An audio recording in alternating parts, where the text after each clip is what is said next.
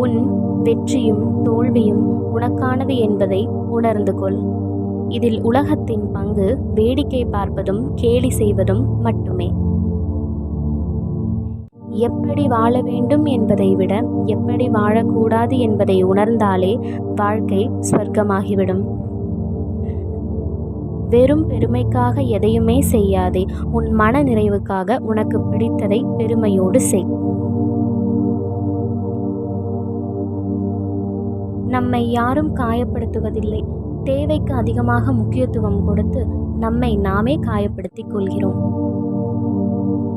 யாரிடமும் பேச வேண்டாம் என்ற மனநிலை ஏற்படுவதற்கு காரணம் அதிகம் பேசியதன் விளைவாகத்தான் இருக்கும்.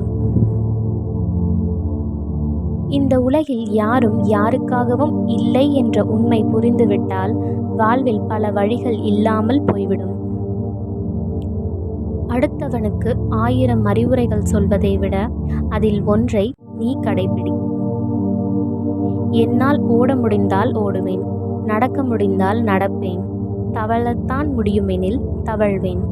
எப்படியானாலும் என் பயணம் முன்னோக்கி மட்டுமே இருக்கும். 1000 தோல்விகளை நீ ஒரு விஷயத்தில் அடைந்தாலும் சற்றும் சளைக்காத போராட்ட குணம் உன்னிடம் இருக்குமானால் உன்னை போல வெற்றியாளன் இந்த உலகில் யாரும் இல்லை. வாழ்றது ரொம்ப ஈஸியான விஷயம். அதை கஷ்டமாக்குவதே நம் பேராசைகள்தான். வாழ்க்கையை அதன் போக்கிலேயே வாழ்ந்தால் எப்போதும் மகிழ்ச்சிதான். என்